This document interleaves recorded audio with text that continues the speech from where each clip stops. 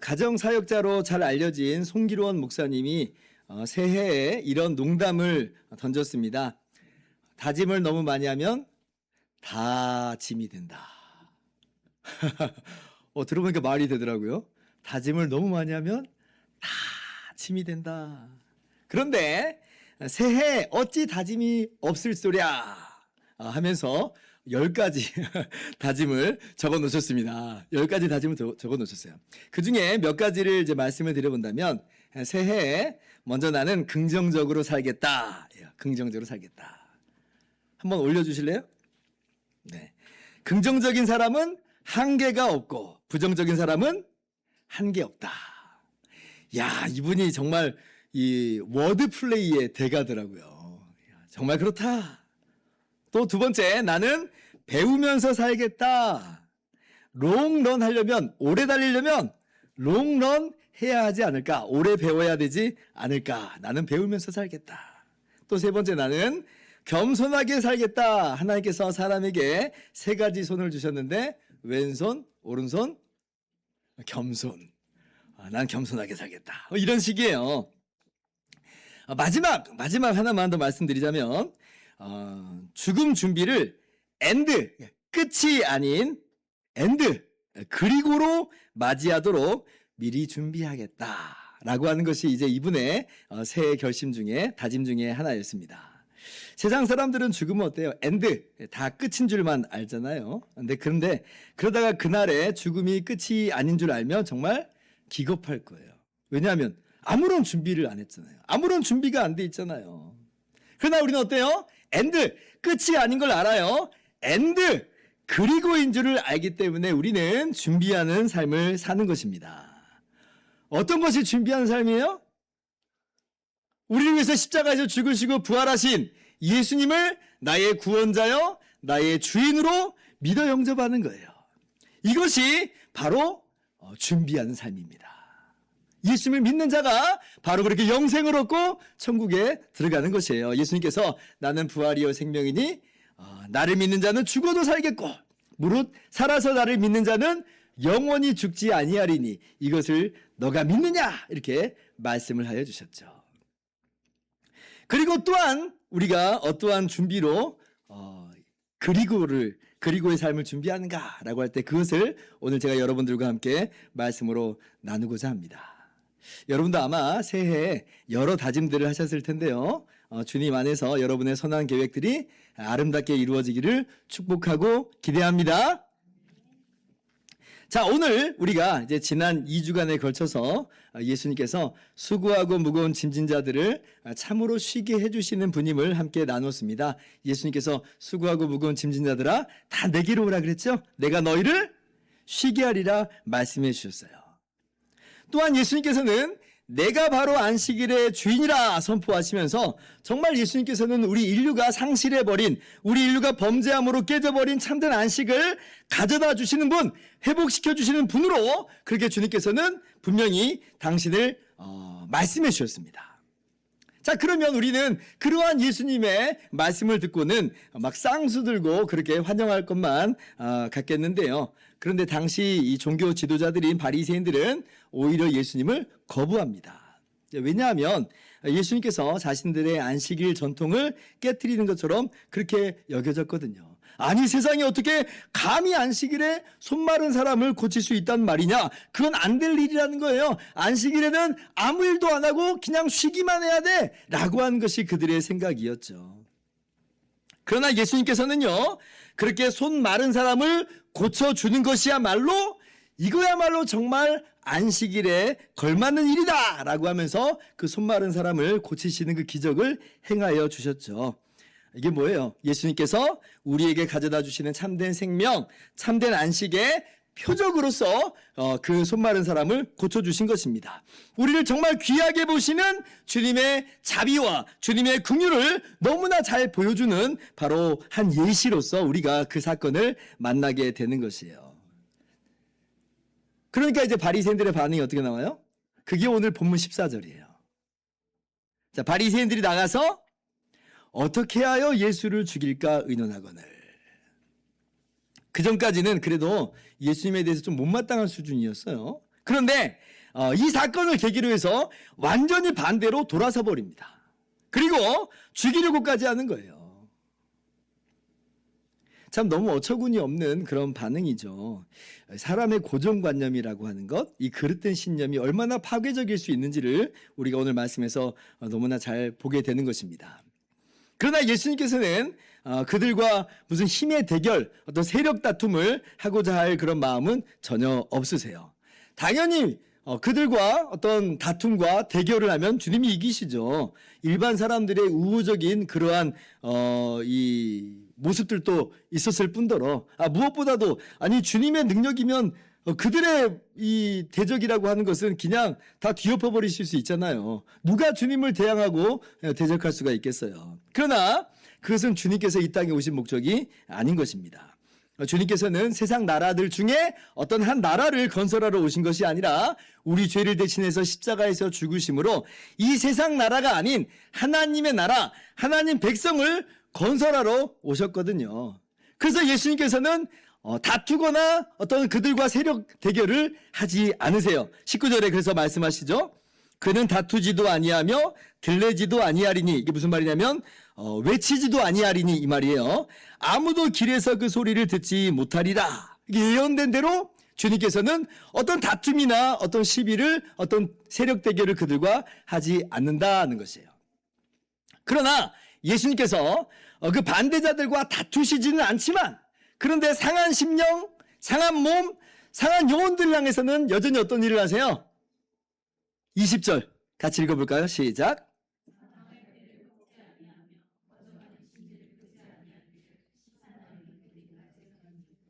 반대자들을 향해서는 다투지 않으세요. 그런데 상한 갈대를 향해서는 꺾지 않으시고 꺼져가는 심지는 끄지 않으신다. 이 얼마나 우리에게 큰 위로와 또 은혜가 되는 말씀인지 모릅니다. 여러분, 우리는요 어때요? 여러 갈대 중에 상한 갈대가 있다 한번 생각을 해보세요. 부러진 갈대 있잖아요. 허리가 딱 꺾였는데 두둥강이 난 건 아니고 덜렁덜렁 거리는 그런 갈대라고 생각을 해보세요. 내지는 이 쓰러져 가지고 사람들이 발로 밟았어. 다 우그러지고 으깨지고 부서져 버렸어요. 근데 그렇다고 똑 부러진 건 아니고 좀 덜렁덜렁 거린다 생각을 해보세요. 그러면 우리는 어때요?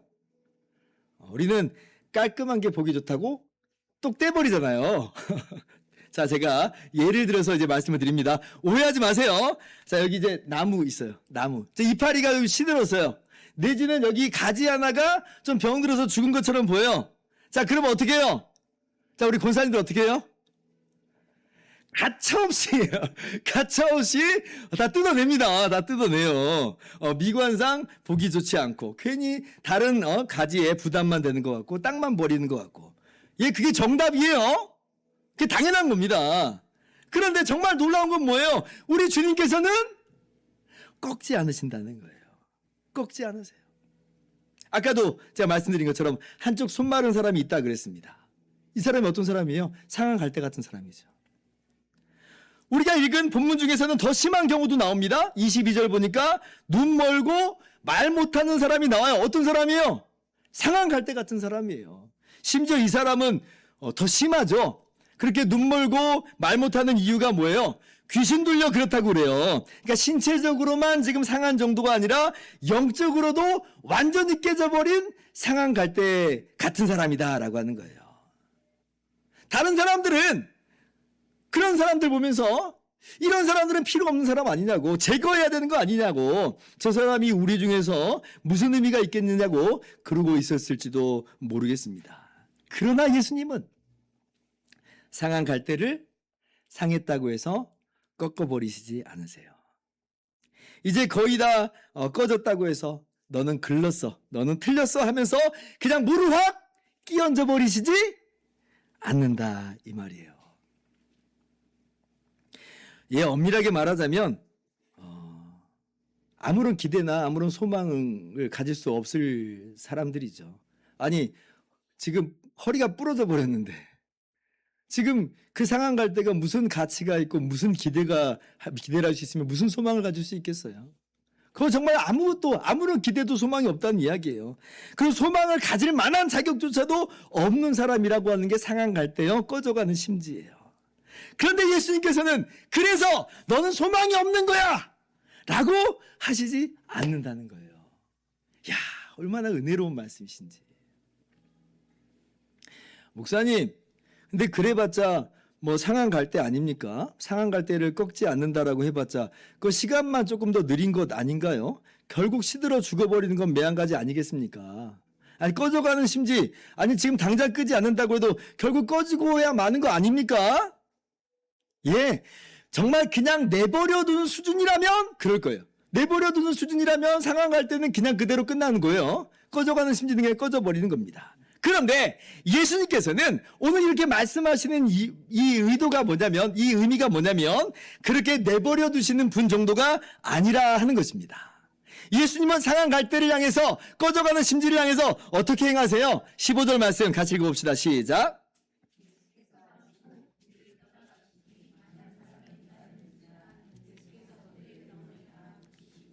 예수께서 그들의 병을 다 고치시고 그러잖아요. 상한 갈대 같은 사람들 다 고쳐주세요. 내버려두는 수준으로서 말씀하시는 게 아니라, 너는 아무런 소망 없다라고 그렇게 버리는 게 아니라, 오히려 예수님께서 뭐라고 말씀하신 거냐면 내가 너희의 소망이다 라고 하면서 그들의 모든 병을 고쳐주시는 것입니다. 한마디로 상한 갈대, 부러진 갈대를 다시 튼튼하고 우아한 갈대로 일으켜 세워주시는 것이고, 꺼져가는 불씨에 다시금 불을 일으키셔서 따뜻하게 환하게 밝히는 불로서 그렇게 자리하게 하시는 거예요. 한마디로 내버려 두심이 아니라 주님의 승리에 동참케 하시는 거다. 이것이 20절에 심판하여 이길 때까지 하리니 라고 하는 그 의미입니다. 주님께서 이기시는 그 승리에 상한 갈대, 그리고 꺼져가는 심지를 동참시키신다는 거예요. 동참시키신다. 심지어는 어느 정도냐라고 할 때 유대인들에게 있어서는 상한 갈대보다도 더 최악인 사람들이 누구냐면 이방인들이에요. 이방인들은 지옥의 불쏘시개 이렇게 얘기했어요. 그런데 그 이방인들에게도 주님의 이름이 바로 소망이 된다라고 말씀하세요. 21절 또한 이방인들이 그의 이름을 바라리라 함을 이루려 하심이니라. 상한 갈대의 소망이시요, 꺼져가는 등불의 소망이시요, 이방인들에게도 우리 주님께서는 참 소망이 되신다라고 하는 거예요. 왜냐하면 주님께서 주님의 승리에 동참케 하시기 때문에 그렇습니다. 오늘 예수님께서는요, 상한 갈대 꺾지 않으시며 꺼져가는 심지를 끄지 않으시는 정말 자비와 긍휼이 많으신 주님인 줄을 아시기를 바랍니다. 그리고 그렇게 소망 없는 우리를 살리시는 참 승리의 주님이시요 구원의 주님이심을 믿으시기 바랍니다. 자, 그런데요, 우리가 그렇다고 단순히 어떤 병고침이나 어떤 기적 자체에 거기에만 우리의 시선을 고정하는 것은, 그것은 또 진리의 한 단편에 그냥 머무는 것이다 라고 할 수가 있습니다. 제가 처음에 안식일에 예수님께서 한쪽 손 마른 사람을 고치시는 것을 두고 뭐라고 말씀드렸어요? 그것은 예수님께서 참된 안식을 가져다 주시는 것의 예시와 표적과도 같다 이렇게 말씀을 드렸어요. 병을 고치는 것 자체도 물론 감사할 일입니다만은 보다 근본적인 것은 뭐라고 하는 거예요? 참된 안식을 가져다 주는 것이 바로 본질이고 핵심이다라고 말씀드린 거예요. 반대로 뒤집어 본다면 주님의 이 참된 안식을 받아 누리지 못하는 거라고 한다면, 제 아무리 병치료를 받는다고 해도 그것은 본질을 놓친 것에 불과하다라고 하는 것이에요. 또다시 말씀드리자면, 나는 무슨 병 치료하고 상관없는 삶을 살았습니다. 우리가 몸이 그렇게 아프지 않은 사람도 있을 수 있잖아요. 그러나 그 사람이 만약에 예수님께서 가져다 주시는 참된 안식, 죄사함의 은혜, 하나님의 자녀된 이 은혜를 얻어서 누리고 있다면, 그는 예수님께서 의도하신 바로 그 본질을 지금 본질에 참여하고 있는 것이에요. 참된 안식에 참여하고 있는 것이죠. 오늘 말씀에서 이어지는 한 사건을 보면 예수님께서 정말 알려주시고자 하는 바가 무엇인지를 우리가 다시 한번 확인할 수가 있는 겁니다. 어떤 병고침이나 어떤 기적 자체에만 매몰되라 라고 하시는 내용이 아니었던 것이고, 이것이 의미하는 바가 무엇인지를 우리로 하여금 밝히 알라라고 하는 거예요. 그게 뭐냐? 자, 22절 보면 예수님께서 이번에는 귀신 들린 자를 고쳐주셨죠. 자, 그때에 귀신 들려 눈물고 말 못한 사람을 데리고 왔거늘 예수께서 고쳐주시며 그 말씀하는 사람이 고쳐주심에 그 말 못하는 사람이 말하여 보게 된지라. 자, 이 사건을 두고 예수님께서 근데 어떤 일이 이루어졌다라고 지금 선언하시냐면 28절이에요. 같이 한번 읽어봅시다. 시작.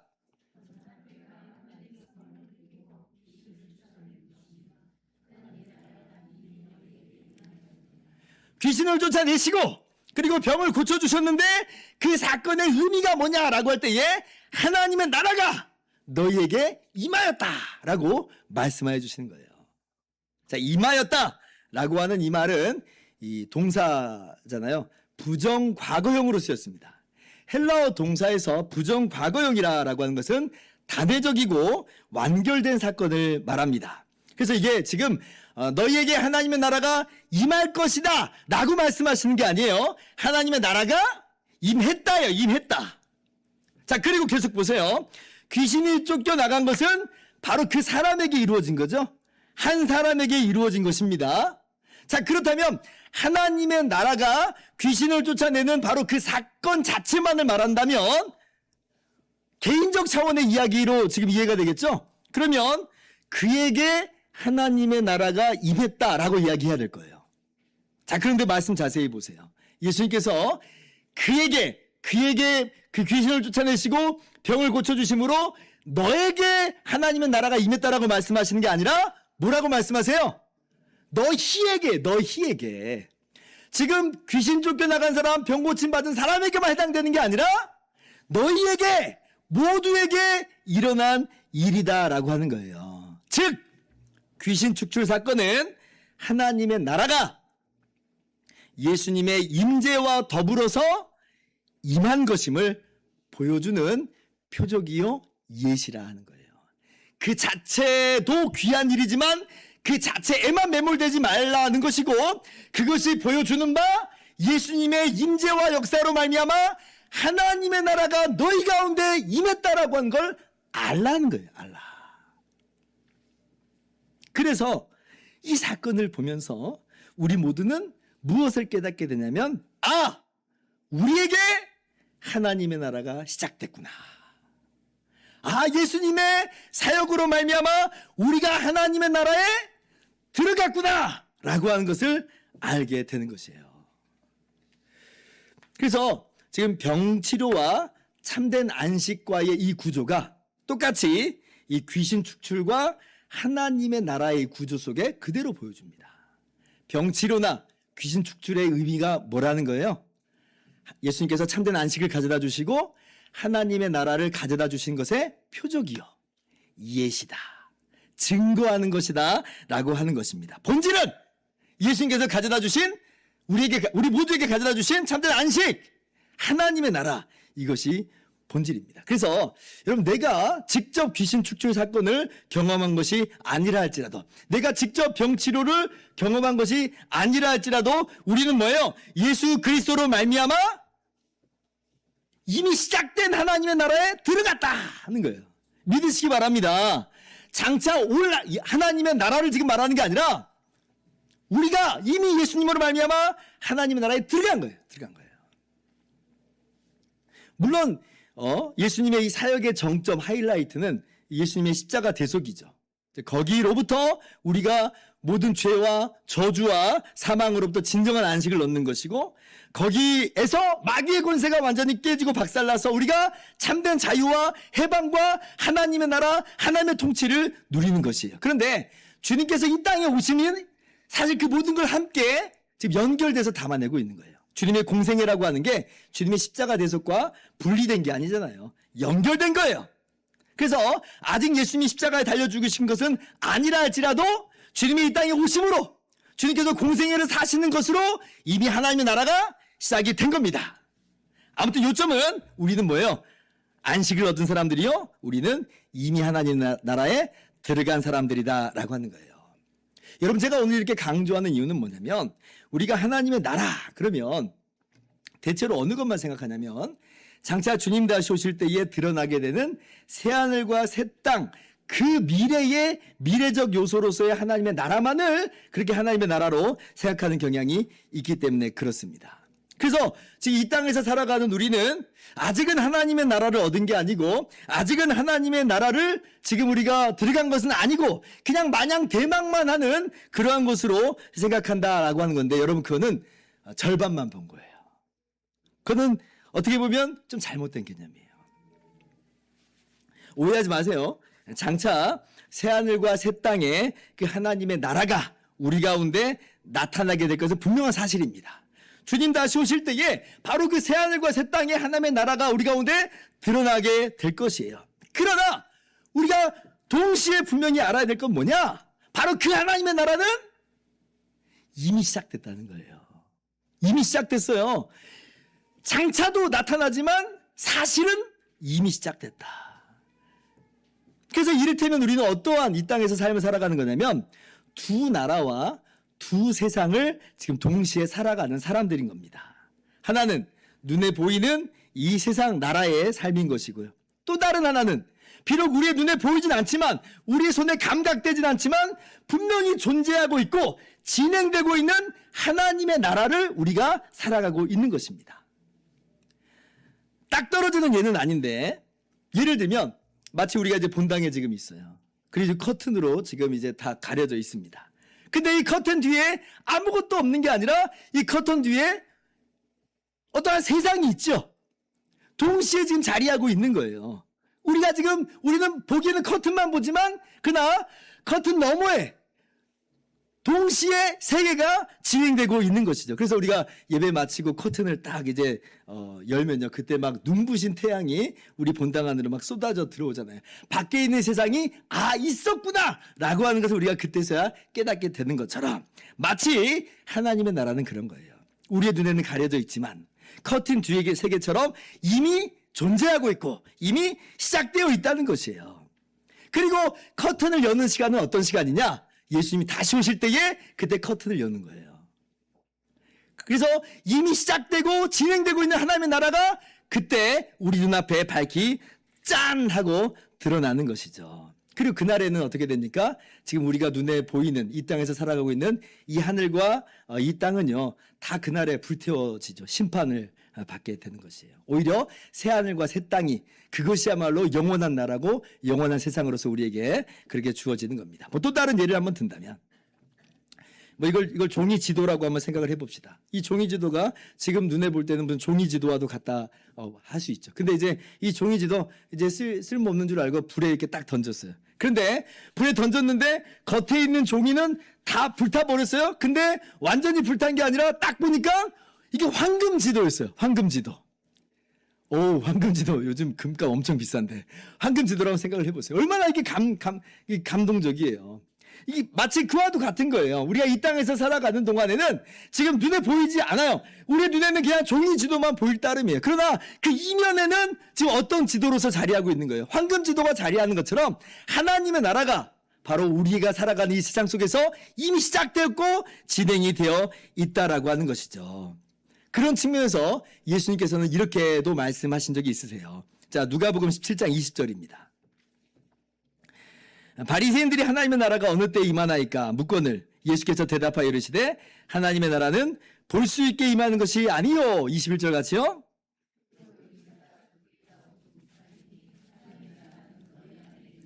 자, 하나님의 나라는 너희 안에 있느니라. 여러분, 예수님께서 장차 나타날 하나님의 나라를 말씀하시지 않는 게 아닙니다. 다른 곳에서는 분명히 말씀하세요. 다만 지금 강조하여 말씀하시는 건 뭐예요? 하나님의 나라의 한 측면을 분명히 알라는 거예요. 그것은 장차 올 나라이지만 동시에 이미 시작된 나라다. 이미 우리 가운데 진행되고 있는 나라다라고 하는 것이에요. 그래서 이것을 신학적으로 표현하기는 already, 이미 시작됐어요. Not yet, 그러나 아직. 장차 주님 다시 오실 때 우리 눈앞에 짠 하고 나타날 거예요. 그러나 짠 하고 나타날 것이지만 already, 이미 시작된 하나님의 나라라고 하는 사실을 우리가 결코 잊어서는 안 되는 것입니다. 마냥 미래적인 나라로만 생각하지 말고 이미 시작된 하나님의 나라로 분명히 깨달아 아시기를 바랍니다. 그러니까 이 사실을 아는 우리들은 어떤 삶을 살아가야 되는 거예요. 이 땅에서 살아갈 때. 마냥 대한민국 국민으로만 사는 게 아니라는 것이에요. 이미 시작된 하나님의 나라 백성으로서 하나님의 자녀로서 살아가는 거예요.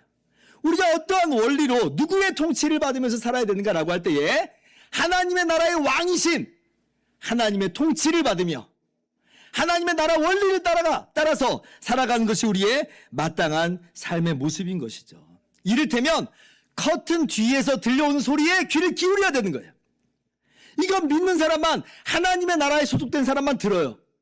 어떤 말씀이에요? 하나님께서 성경 말씀을 통해서 우리 가운데 주신 이 말씀이죠. 이것이 바로 커튼 뒤에서 들려오는 소리와도 같아요. 그리고 이 소리야말로 진리고 이 말씀이야말로 영원한 말씀이라고 하는 걸 여러분이 반드시 아시기를 바랍니다. 그래서 우리가 이 땅에서 어떻게 살아갈 것인가? 장차 우리 가운데 임하게 되는 하나님의 나라를 대망도 하지만 이미 시작된 하나님의 나라를 살아내는 저와 여러분 다 되기를 주님의 이름으로 축원합니다. 이제 말씀을 마치도록 하겠습니다. 서두에서 우리가 새해 맞이 결심을 한다 그랬어요. 무엇보다 준비하는 삶을 살아야 한다 그랬죠. 어떤 준비를 합니까? 노후도 준비해야 되죠. 또 건강도 준비를 해야 됩니다. 다 필요한 준비고 중요한 준비예요. 그런데 가장 중요한 준비는 뭐냐라고 할 때 그리고를 준비하는 거라고 그랬어요. 그리고를 준비하는 건 뭐예요? 다가오는 하나님의 나라, 짠하고 나타날 그 나라를 준비하는 것인데, 근데 그게 마냥 미래를 준비하는 것만이 아니었고 어떤 준비도 포함하고 있는 거냐면 이 땅에서 하나님의 나라를 살아내는 것도 준비해요. 어떤 의미에서는 예행 연습과도 같은 삶을 우리가 이 땅에서 살아가고 있는 것이다. 기억합시다. 우리는 지금 하나님의 나라를 살고 있는 사람들입니다. 우리 눈에 보이진 않지만, 우리의 손에 감각되진 않지만 하나님의 나라는 이미 시작됐고 우리는 그 나라 백성으로서 살아가고 있는 것입니다. 주님의 통치를 받고 있고 주님의 말씀을 순종하고 있고 주님과 동행하면서 그렇게 살고 있는 것이에요. 하나님의 나라를 그렇게 사시기를 바라고, 그렇게 하나님의 나라를 사는 가운데 주님께서 주시는 진정한 기쁨과 주님의 통치로 말미암는 안식과 능력과 권세 있는 삶을 살아가시는 저와 여러분 모두 되기를 주님의 이름으로 축원합니다. 기도하겠습니다.